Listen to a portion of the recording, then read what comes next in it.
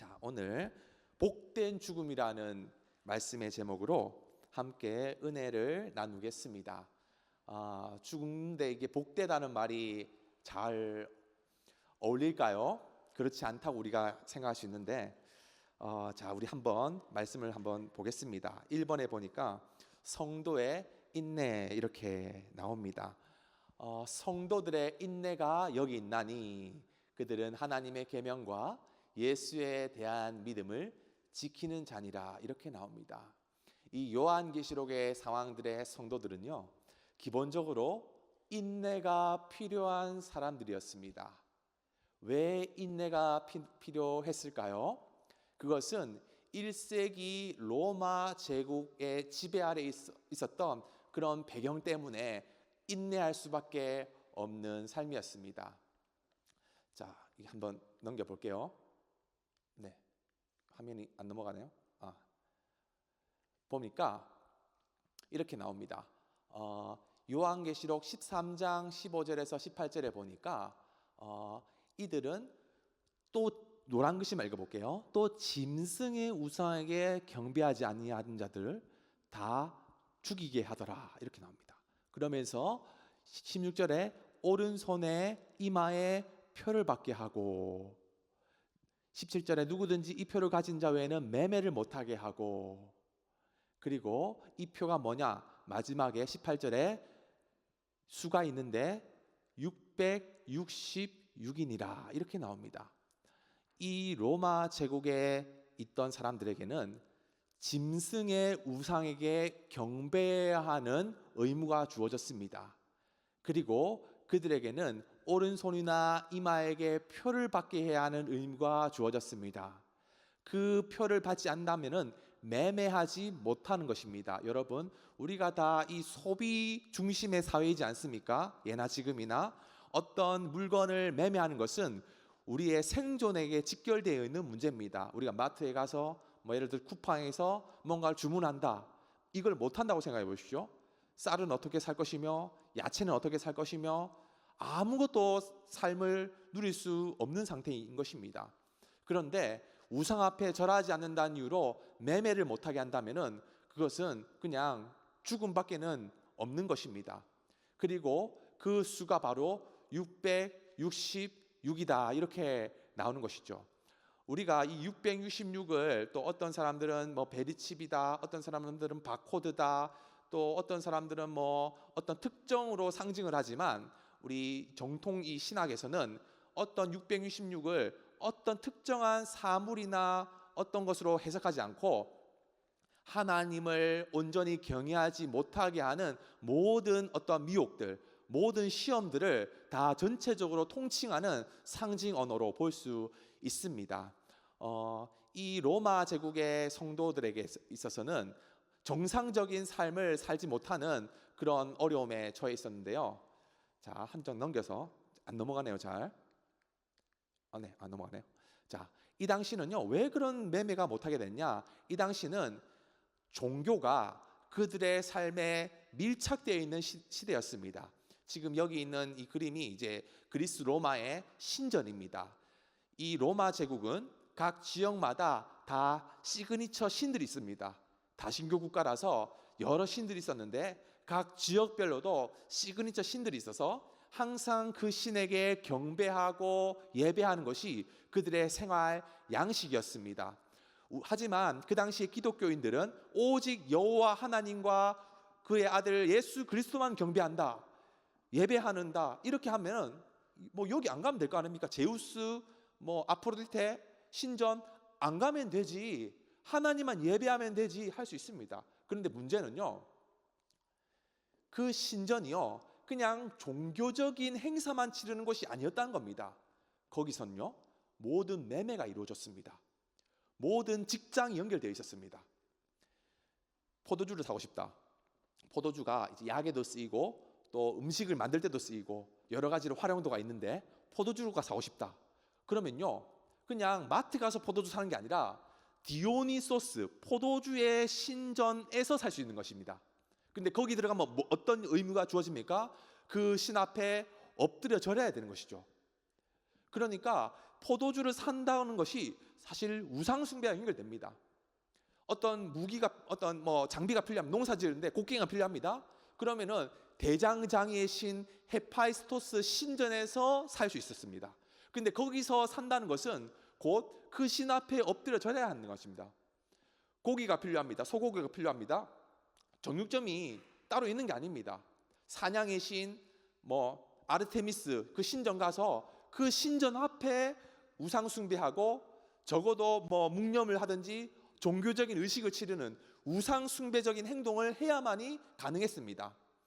이 당시에는요, 또 이제 그 각 신들별로 다 역할이 부여되어서 어떤 뭐 장비나 무기나 뭐 고기나 야채나 쌀을 살 때나 다 그 신들 앞에 숭배를 해야 되고, 플러스 또 그 신전에는 대대적인 신전에 몸을 파는 그런 매춘녀가 있어서 신녀라는 이름으로 음행이 예배의 요소가 되어서 음행의 범죄를 또 저질러야 했다는 것입니다.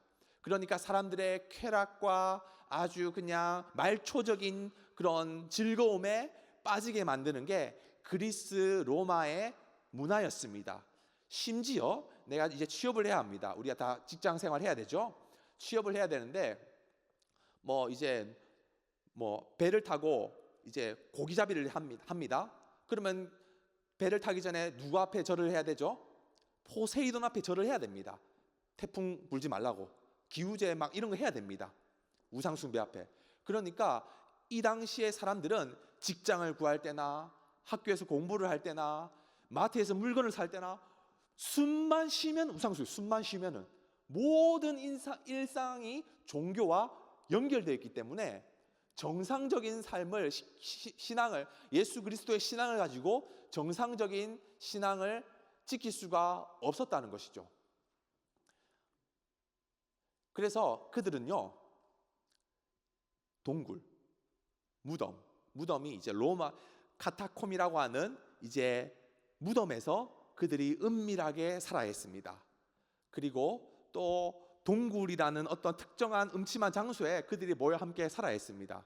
지금은 그리스도인들의 이제 그 1세기의 그 거주 장소가 로마의 카타콤베와 튀르키예의 카파도기아에 있는 이제 데린쿠이라는 장소가 있는데요. 지금 이 장소는 이제 튀르키예 카파도기아의 데린쿠이라는 장소입니다. 여기 이제 지하 동굴에 그냥 자기들끼리 함께 살아야 했습니다. 어떤 직장 취업이나 어떤 매매나 이런 것이 안 되니 서로 함께 모여서 사도행전 2장의 말씀처럼 유무상통하며 서로의 필요를 서로 나눠주며 그렇게 살 수밖에는 없는 것이지요. 자, 그래서 항상 그들의 삶은요, 인내가 핵심이었어요. 인내. 늘 견디고 늘 참고 오래 참고 끝까지 참는 것, 그것이 초대교회 사람들의 가장 기본적인 덕목이었습니다. 마태복음 24장 13절, 그러나 끝까지 견디는 자는 구원을 얻으리라. 그래서 이 말씀마다 항상 인내의 말씀들이 여러 성경에 의해서 소개되어 있습니다. 또 베드로전서 1장 7절에 보니까 너희 믿음의 확실함은 불로 연단하여도 없어질 금보다 더 귀하여 예수 그리스도께서 나타나실 때 칭찬과 영광과 존귀를 얻게 할 것이다. 인내하여서 끝까지 버티고 있으면은 칭찬과 영광과 존귀를 얻는다는 말씀입니다.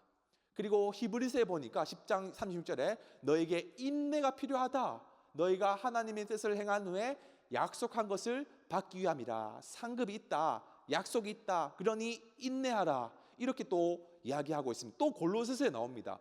그의 영광임에 따라 모든 능력으로 능하게 하시며 기쁨으로 모든 견딤과 오래 참음에 이르게 하시고 하나님의 능력으로 잘 견뎌봐라. 또 골로새서를 통해서 말씀합니다. 또 야고보서에 보니까 이렇게 나옵니다. 형제들아, 여러 가지 시험을 당해 온전히 기쁘게 여겨라. 너희 믿음의 시련이 인내를 만든다. 인내를 온전히 이루라. 너희로 온전하고 구비하여 조금도 부족함이 없게 하려 함이라. 이렇게 말씀합니다. 그러니까 이 여러 성경에서 항상 공통적으로 제시하는 우리의 덕목이 바로 인내랍니다. 인내, 오래 참음, 견딤. 이 인내의 덕목은 오늘날 우리가 신앙생활 할 때도 동일하게 적용됩니다. 우리가 정말 이 예배하는 것 때문에 목숨을 걸어야 하는 상황은 아닙니다. 하지만 여전히 믿음으로 살아가는 그 삶은 인내가 필요합니다. 세상의 유혹이나 미혹이나 여러 유행들이 끊임없이 하나님과 예수님보다도 이 세상의 쾌락, 즐거움들, 아주 그냥 말초적인 그런 것들을 우리에게 계속 미혹하고 있으니 우리는 지금도 인내하고 참아야 하는 그런 삶이 되는 것이죠. 자, 13절에 보니까 또 이렇게 여기서 한 번 더 이제 진보합니다. 13절에 또 내가 들으니 하늘에서 음성이 나서 이르되 기록하라. 지금 위로 주 안에서 죽는 자들은 복이 있도다 하시매. 성령이 이르시되 그러하다. 그들이 수고를 그치고 쉬리니 이는 그들의 행한 일을 따름이라 하시더라. 여러분, 참는 것까지는 괜찮아요. 참는 거 자신 있는 사람도 있을 수 있습니다. 여러 가지로 견뎌야 하는 상황 감내하겠습니다. 그런데 13절은 여기서 한술 더 뜹니다. 죽으란 얘기죠. 주 안에서 죽는 자들, 인내를 하다가 결국엔 순교의 자리까지 가게 되는 이 초대교회 상황 가운데 복이 있다. 주 안에서 죽는 자가 복이 있다. 실제로는 그냥 매매 정도가 못하는 게 아니라 그들에게는요 늘 묻지마 심판, 재판. 그래서 콜로세움의 짐승의 먹이로 던져지기도 했고요, 십자가형을 당하기도 했고요, 네로 황제 때는 대형 화재가 일어났는데 다 기독교인에게 타겟을 돌렸습니다. 그래서 산채로 화형을 당하기도 하는 등 그냥 참는 정도가 아니라 아예 목숨을 잃어야 하는 상황까지도 발생했다는 것입니다. 그런데 이 요한계시록에서 요한은 그들에게 위로와 소망을 주기 위해서 이 책을 기록했습니다. 오히려 복이 있다, 주 안에서 죽는 자들 복이 있도다, 이렇게 말씀하는 것입니다. 자, 왜 그럴까요? 그곳 가운데 우리에게 수고를 그치고 쉼이 있다, 이렇게 약속을 합니다. 또 나아가서 고린도후서 5장 9절에 보니까 우리는 몸으로 있든지 떠나든지 주를 기쁘시게 하는 자가 되기를 힘쓴다. 이는 우리가 다 반드시 그리스도의 심판대 앞에 나타나게 되어 각각 선악간에 그 행한 것으로 따라 받으려 함이라. 이 땅에서의 삶이 끝이 아니라는 것입니다. 우리는 모두가 다 심판대 위에 설 것이며 선악간에 우리의 행위를 다 달아보신다는 것입니다. 악인들은 그 행한 악행으로 심판을 받게 될 것이고, 예수 그리스도를 믿는 자들은요 그들도 행위를 통해서 심판을 받습니다. 어떤 행위일까요? 우리는 선한 것이 없잖아요. 우리가 예수를 믿지만 여전히 믿지 않는 사람처럼 거짓말할 때도 있고 실수할 때도 있고 잘못할 때도 있습니다. 우리 역시 행위로 심판받을 때 어떤 행위로 심판받을까요? 그리스도의 행위로 심판받는 것입니다. 악인들은 자기의 행위로 심판받지만 예수 그리스도 안에 있는 자들은 예수 그리스도의 행위로 심판을 받게 되니 복이 있고 영생이 있고 구원이 있고 회복이 있다는 것입니다. 그러니 죽음은 오히려 복이 있는 것이죠. 죽음은 오히려 쉼이 있는 것입니다. 그리스도인의 죽음은 오히려 새로운 시작이고 참된 평강으로 가는 길이라는 것입니다. 악인들은 어떻게 될까요? 악인들은요 그 고난의 연기가 세세토록 올라가리로다. 짐승과 그 우상에게 경배하고 그의 이름에 표를 받는 자는 밤낮 쉼을 얻지 못하리라. 영원한 요한계시록에 따르면 불못에서 고통을 얻게 되는 게 악인들, 믿지 않는 자들의 모든 인생의 결론입니다. 자, 3번이네요. 마태복음 11장 28절에 이렇게 말씀합니다. 수고하고 무거운 짐진 자들아 다 내게로 오라. 내가 너희를 쉬게 하리라. 나는 마음이 온유하고 겸손하니 나의 멍에를 베고 내게 배우라. 우리 주님 안에 있는 자들은요 주님 안에서 쉼을 얻게 되는 인생이 되었습니다. 하지만 우리는요 여전히 예수님을 믿지만 여전히 나의 수고, 나의 짐, 나의 염려, 나의 근심을 내 스스로 해결하려는 경향이 강합니다. 그것은요, 예수님을 믿고 있지만 내 문제는 내가 해결할게요. 주님, 내 능력으로 해결해 보겠습니다. 내 계획이 있습니다. 내 뜻이 있습니다 하는 것이죠. 누리지를 못하는 것입니다. 신앙은 누리기 위해서 우리가 나가야 하는데 여전히 누리지 못하는 인생, 여전히 내 짐을 내가 스스로 해결하는 인생이 바로 이 땅의 많은 사람들의 모습입니다.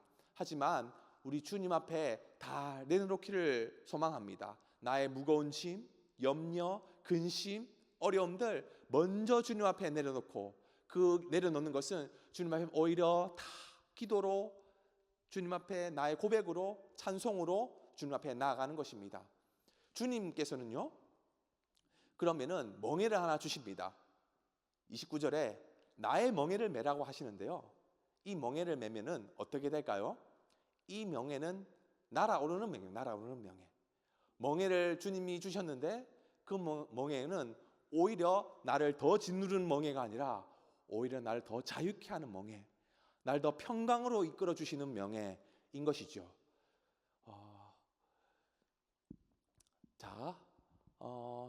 자, 그렇다면은 이제 마지막 4번, 잘 죽는 법. 고린도전서 15장 31절에 나옵니다. 이 말씀이 오늘 제가 여러분과 함께 진짜 나누고 싶은 메시지인데요. 형제들아, 내가 그리스도 예수 우리 주 안에 가진 바 너에 대한 자랑을 두고 단언하노니 나는 날마다 죽노라, 이렇게 이야기합니다. 여러분, 매일 죽는 사람이 있습니까? 죽음은 한 번이면 끝나는 거 아닙니까? 하지만 사도 바울은 고린도전서를 통해서 날마다 죽는다고 고백합니다. 그런데 이게 뭐냐? 너희에 대한 나의 자랑을 두고 단언한다. 이 죽는다는 게 아이고 나는 할 수 없이 죽어가 아니라 나 단언해, 나 자랑해, 나 떳떳해. 오히려 나 너희들에게 당당하게 말할 거야. 나는 날마다 죽노라. 날마다 죽노라. 바울은 날마다 죽는 인생이었습니다. 여러분, 사도 바울은요, 죽을 필요 없는 인생이었습니다. 그는요, 유대인 중에 유대인이었습니다. 그는 로마 시민권자였습니다. 로마 시민권은요, 모든 죄책으로부터 면책 특권이 있습니다. 심지어 살인을 저질러도요, 로마 시민권자는 같은 로마 시민을 죽이지 않는 이상은 다 면제입니다. 세금 면세입니다. 모든 어떤 법률로부터 자유한 인생입니다. 그런 로마 시민권자를 바울이 가지고 있었습니다. 그리고 그는요, 유대인 중에 유대인, 가말리아 문화의 최고의 학식, 최고의 어떤 부와 명예, 앞으로 차세대 대통령감, 예를 들면은 볼 수 있습니다. 죽을 인생이 아닙니다. 날마다 사는 인생이었습니다. 하지만 그는 예수님을 만났습니다. 다메섹 도상 가운데 예수님을 만날 때 그의 인생은 완전히 달라졌습니다. 날마다 사는 인생이 아니라 날마다 죽는 인생이 되었다는 것입니다. 수고하고 애쓰고 모함당하고 핍박당하고 40에 하나 감한 매를 3번이나 맞고, 배를 타다가도 파선을 당하고 돌 맞고 기절하고, 그 가운데 너무 극심한 스트레스로 간질병에 걸리고 거품물 물고 쓰러지며 비참하게 죽는 인생이 바울의 인생이었습니다. 그런데 그것을 오히려 자랑으로 둔다는 것입니다. 오히려 단언한다는 것입니다. 그리고 우리에게 동일하게 중요합니다.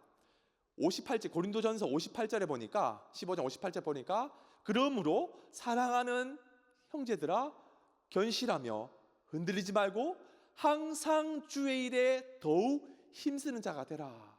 너희 수고가 주 안에서 헛되지 않는다. 얘들아, 너희도 나처럼 날마다 죽어, 이 말 아닙니까? 항상 주의 일에 더 힘쓰라고 하면은 마지막에, 여러분, 왜 그럴까? 왜 우리가 예수님 믿고 더 살아야 되지? 영생 얻고 복 받고 형통해야 되지? 왜 날마다 죽어야 하는 이 고백을 들어야 합니까? 왜 그럴까요? 왜 이렇게 죽어야 한 인생입니까? 예수께서 이르시되, 요한복음 11장 25절, 나는 부활이요 생명이니 나를 믿는 자는 죽어도 살겠고. 여러분, 부활은요 전제 조건이 있습니다. 뭘까요? 먼저 뭐 해야 됩니까? 죽어야 한다는 것입니다. 내가 살았는데 부활할 수가 없죠. 내가 죽어야 부활할 수 있는 것입니다. 나는 날마다 죽노라 한다는 것은 정말 한번 죽어봐라, 한번 너 나만 당할 수 없다, 너네들도 죽어봐, 이래서 너희들도 죽으라는 것이 아니라 부활의 기쁨을 경험하기 위해서는 먼저 죽음을 경험해야 한다는 것입니다. 우리는요, 이 땅에서 그리스도인으로 살 때 우리가 원치 않든 원하든지 하나님께서는 우리를 향한 계획이 있습니다. 근데 그 계획이 날마다 웃으면서 날마다 스마일 하면서 나가는 계획이 아닙니다. 때로는 진짜 죽음의 고통, 너무 극심한 스트레스, 광야의 어떤 고통 가운데 우리를 내모시는 경우가 있습니다. 그럴 때 우리는 어떻게 반응할까요? 주님, why me?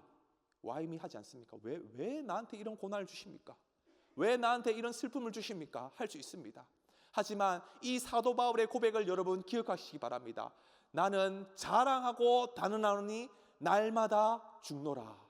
여러분, 하나님의 사람들은요, 날마다 죽는 인생이었습니다. 날마다 인내하는 인생이었습니다. 날마다 견뎌하는 인생이었습니다. 여러분, 모세를 보십시오. 모세가요, 출애굽하는 놀라운 기적의 장면을 우리 다 기억합니다. 근데 그 몇 살 때 그렇게 하는지 아세요? 모세가 몇 살 때 출애굽 홍해를 가르고 마른 땅을 건너고 애굽의 군사를 다 수장시키는 그 몇 살 때 하는지 아십니까? 80세 할아버지 40년 동안 광야 생활했습니다. 그리고 또 다윗 보십시오. 다윗은 사울 왕에게 쫓겨서 수십 년을 다 광야에 쫓기는 인생이었습니다. 쫓기는 인생. 15세 소년 다윗이 언제 왕이 됐냐면은 30살에 왕이 됐습니다. 그리고 왕이 되기 전까지 15년을 늘 광야에 수풀에 침 질질 흘리면서 블레셋 적군에 미친 체하며 생존을 걸어야 했던 그 인생이었습니다. 욥을 보십시오. 욥은요, 당대 우스 최고의 부자였습니다. 수천 마리의 짐승이 있었고요, 수백 명의 종이 있었고요, 수많은 재산이 있었습니다. 이건요, 부자가 아니라 한 나라의 왕임을 뜻합니다. 욥은요, 그 정도 재산이면 일개 개인이 누릴 수 있는 어떤 재산을 넘어선 재산이에요. 그러니까 우스의 통치자의 위치에 있었다고 볼 수 있어요. 그런데 모든 것을 잃었습니다. 모든 것을 다 잃었지만 오히려 그 가운데 인내하고 나갔더니 하나님의 놀라운 형통의 복이 있었다는 것입니다.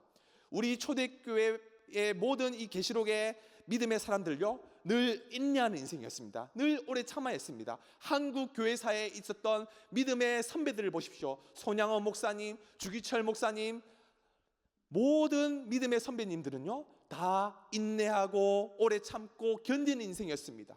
그 피 위에 한국 교회가 세워졌다는 것입니다. 여러분, 전 세계의 오늘날의 기독교 역사를 보십시오. 이슬람권이나 또 유럽이나 또 심지어 미국에서도 인내 없이는 믿음으로 살지를 못합니다. 미국에서도 동성애가 죄라고 말하면 설교 중에 총 맞는 것입니다. 무슬림 참수당하는 것입니다. 유럽 다 무시하고 왕따당하고 배척당하는 것입니다. 예수 그리스도를 주로 고백하면은.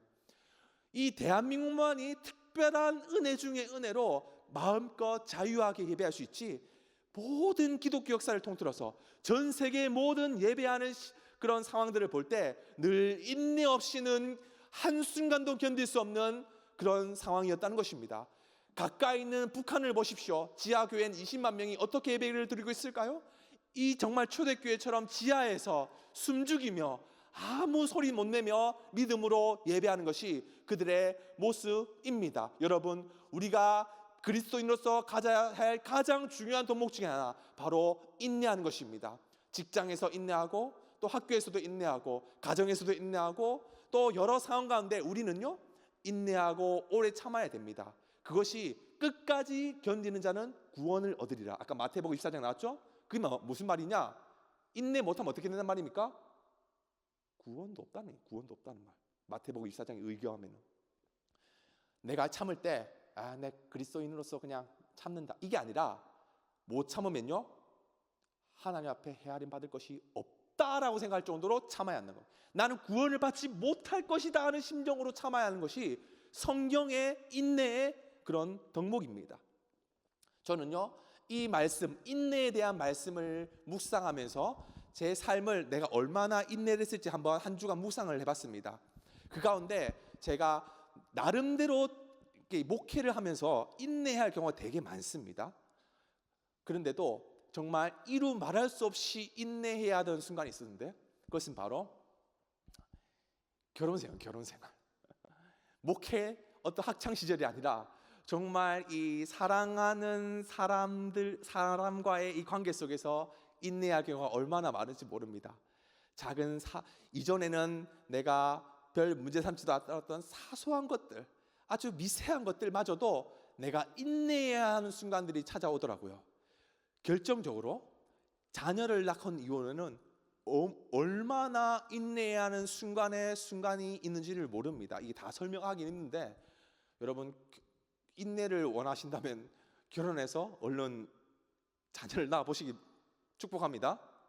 아멘. 우리가 인내는요, 그리스도인들의 가장 중요한 덕목입니다. 여러분, 신앙생활은 인내하는 싸움입니다. 인내하는 싸움. 여러분, 인내하시기 바랍니다. 오래 참으시기 바랍니다. 그 가운데 하나님께서는 다 상급을 헤아리고 계시고, 그 가운데 하나님께서는 다 예비하고 계십니다. 로마서 8장 28절 말씀, 어떤 말씀입니까? 모든 것이 합력하여 선을 이루신다는 것이죠.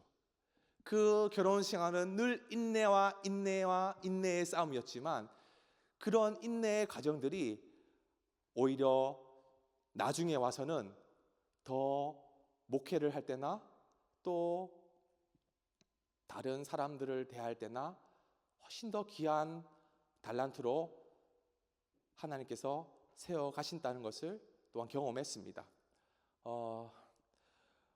요한계시록의 말씀은요, 우리가 함께 인내하는 것, 이 공동체 가운데서도 우리가 필요한 말씀이라고 생각합니다. 우리 청년부 공동체 가운데서도 우리가 서로 인내하고, 우리가 서로 오래 참고, 우리가 서로를 향해서 견딜 때 하나님께서 이 공동체 가운데 놀라운 계획을 보여주실 것입니다. 여러분 믿으십니까? 인내하시겠습니까? 조금만 더 견디게 보시겠습니까? 주님 다시 오실 날이 멀지 않았습니다. 조금만 참고 주님의 말씀 가운데 위로를 얻으며 마지막 날까지 끝까지 예수님 의지하며 인내하며 나갑시다. 아멘. 자, 우리 함께 찬양하고 기도하겠습니다.